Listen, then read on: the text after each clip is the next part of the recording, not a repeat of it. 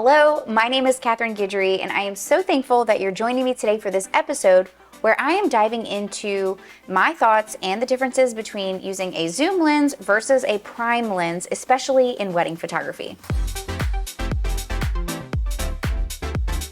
If you're someone who's interested in learning how to price your photography, be sure to download our free guide in the description. The choice between whether to use a zoom or a prime lens really does take into consideration a lot of different things, including how you like to shoot, your style preference, what is most important to you in terms of what you value for your photography, but we're gonna dive into those things today. I personally use a mix of zoom and prime lenses. For example, just off the top of my head, in my gear bag for a wedding day, I have a 24-70, a 70-200, which are of course both fixed zoom 2.8 aperture lenses.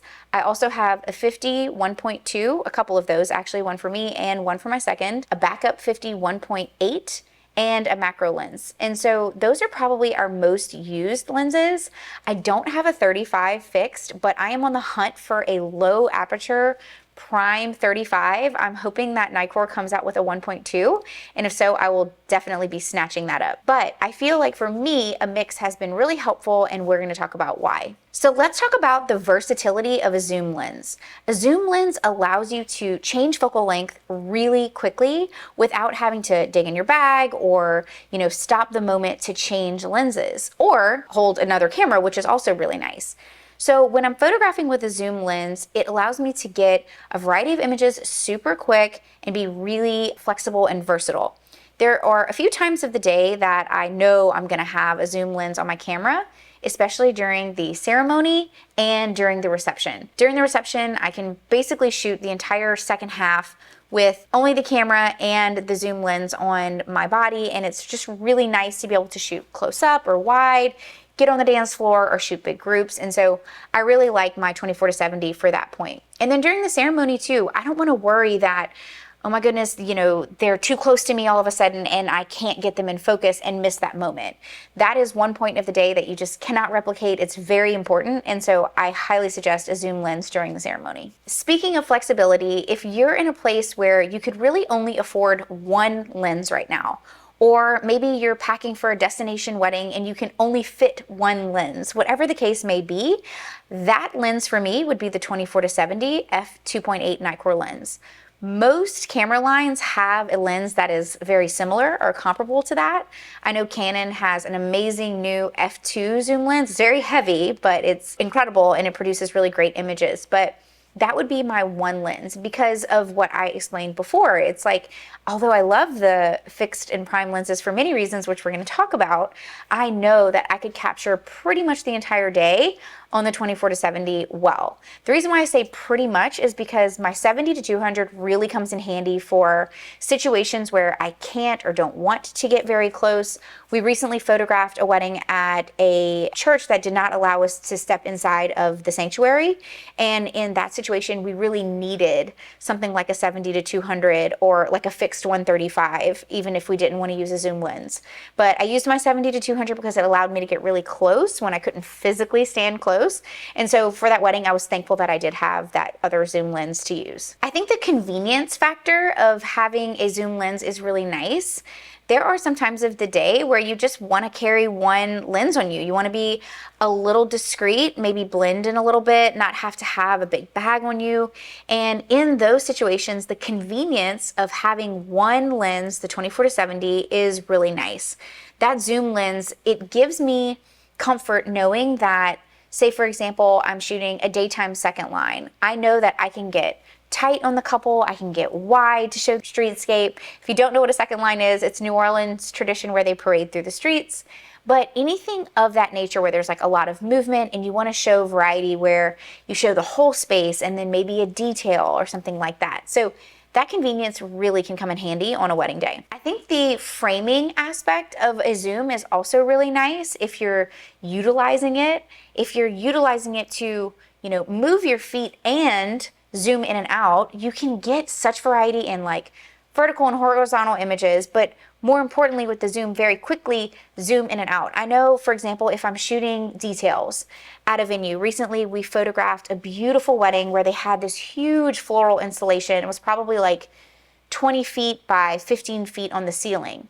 For something like that, I wanted that wide shot at like say 35, but I also wanted to zoom in to about like 70 to get a tighter shot of the ceiling. I remember in that moment, I had my second photographer lined up to photograph the details, but I just popped in to shoot a few. I didn't have a ton of time. In that situation, I wanted to know that I could photograph the details really quickly without hesitation and still get to the bus on time. And so in that moment, the zoom really came in handy for me. Speed is really big on a wedding day, and also not interrupting or stopping a moment. When I used to shoot exclusively with prime lenses, I felt like I was always stopping or interrupting to reach into my shoulder bag, get my prime lens, and switch them. With the zoom lens, that speed element is really nice because I never have to stop anything from happening, and I also don't have to worry about missing a moment. The first time I photographed with a zoom lens, because I started my business with prime, I remember thinking that I felt like a speed demon. You know, I just was like able to shoot so much more and not feel like I was interrupting the moment or missing anything, which was such a good feeling. And so I think in that case, the zoom can really come in handy. And lastly would be the reduced gear weight if you are in fact sticking to one camera and one lens. If you, for example, or like my Canon friends who are shooting primarily with their 28-70, that's amazing because you can have all of your gear in a rolling bag or a backpack or shoulder bag. We have a whole video on camera bags alone. You can put that particular lens on your camera and just leave it, which is going to reduce a lot of weight for you on the rest of your body, and just use the lens that's on your camera. So that reduced gear weight is really convenient, and I think a big part of why people eventually sometimes switch to zooms. Okay, so we've talked a lot about the perk of a zoom lens, but as we all know, there are lots of photographers out there who either shoot exclusively with prime lenses or they really rave about their favorite prime lenses. I am one of those people who raves about some of my prime lenses, and I do shoot with a mix. There are some parts of the day, like I said, that I shoot the zoom and some that I shoot with the prime. And so I'm going to dig into a little bit of why I do still rely on my prime lenses for a pretty large portion of the day. I would say somewhere in the neighborhood of like 60%, maybe 65% of the day. I think one of my absolute favorite things about a prime lens is going to be the quality. The quality of the bokeh, the depth of field, the sharpness. There's just something about, especially for example, my Nikkor 51.2, which I have a video about that being my favorite lens and why. I just love the quality of these images, and when I compare them to images that maybe I took with the 24-70, the 24-70 images can fall flat. And so the quality of the prime lenses, because they're more simple, there's not as much going on in terms of like the technical side of the actual lens, it allows that lens to create these more beautiful renderings of what we're seeing. If I had to say, I would say my favorite two lenses would be the Nikkor 1.2, the 50mm, like I said. And then also when I was shooting a lot of film on the Contax 645, I absolutely love the Zeiss 80. Actually, that was the one that I have in the cover photo, the Zeiss planar. It's an f2 lens at 80, and on the Contax, it's very similar to about a 50mm focal length, but it's beautiful. The bokeh on that lens, the fall off is just, it's unmatched. The only downfall, of course, is that I had to manually focus, but it really slowed me down and created some really magical photos. The next perk of a prime lens is that oftentimes the aperture is going to be lower in those lenses. So my 24-70, for example, is fixed at a lowest aperture of f.2, and my 50mm can go all the way down to 1.2. Which, if you're in the early stages of your photography, might not be a big deal, but if you've been shooting a while, then you know it's a huge deal. If you're going from a 2.8 aperture to something like a 1.2 at a dimly lit reception or a church, you can absolutely reduce the amount of grain and improve the quality of that photo. And so when you're looking for lenses to use on a wedding day, it's okay to start with something like the 51.8. It's not very far off of the 51.2 in terms of the aperture, but you will see a difference in low light. You will see that those extra stops allow you to let more light in, reducing the grain and improving the overall quality of the image. The other thing that you're going to notice whenever, especially you're in low light, is the speed of focusing. My 1.2 aperture lens focuses so much faster and produces such sharper images than my 24-70 Nikkor lens. I don't mind shooting with my 24-70. A lot of times I'm shooting with a flash at my receptions, but when I'm using the 51.2, it's very seldom that I actually put a flash on, and when I'm focusing, it's so quick. If people are dancing, I do have to back up a little bit more because I can't get as close as I can with the 24-70, but if I back up and I can lock in those images, it focuses really fast and produces some really beautiful, magical images with a lot of ambient light. I think the creative opportunity is another thing that really pulls me to the prime lenses. When I'm shooting with a prime, I have to move my feet. I can't zoom in and out, right? And so if I'm photographing a detail or a person, I find myself really slowing down and thinking a lot about the composition and how I'm photographing that image.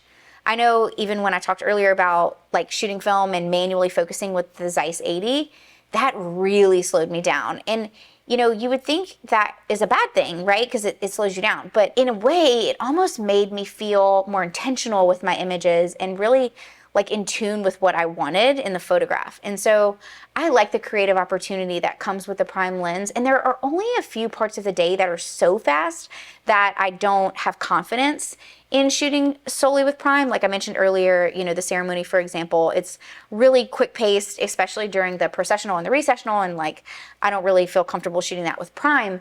But there are also points in the day, like the couples portraits or the formals portraits, where you can kind of slow down and be intentional. And so I like the creative opportunity in those moments of using the prime lens. Subject isolation with the prime lens is also really nice, where your subject is super in focus and you know, you get that immediate fall off, that beautiful bokeh.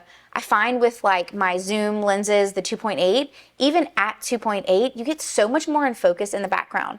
Some people do prefer this. I think that's a subjective decision, but I personally love when the subject feels very isolated from the background. One thing I find that, especially since switching to the mirrorless Z series, I shoot with the Z6 II currently, and these prime lenses, I feel like it's given my images a more consistent look. It's eliminating all the other focal lengths, right? Like you're focused on whatever your favorite focal length is. Some people really love an 80 or 85.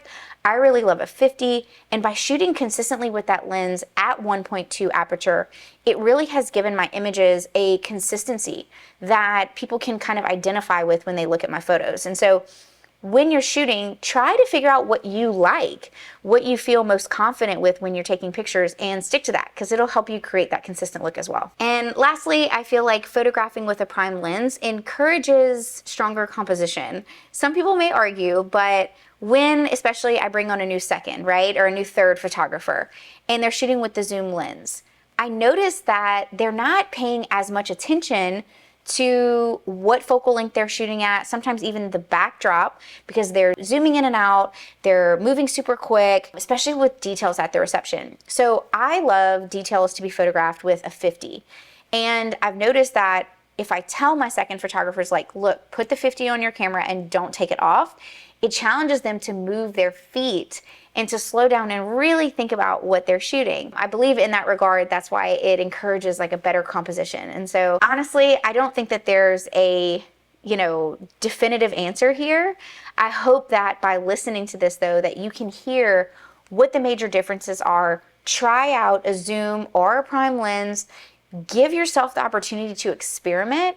I like a mix, like I said, for different reasons and for different things that I'm photographing. I really don't have a reason to photograph a session, for example, with a zoom lens. I'll bring it with me just in case I'm stuck in a very tight space and the client wants something specific. But for the most part, I'm like 99% shooting that with a prime lens.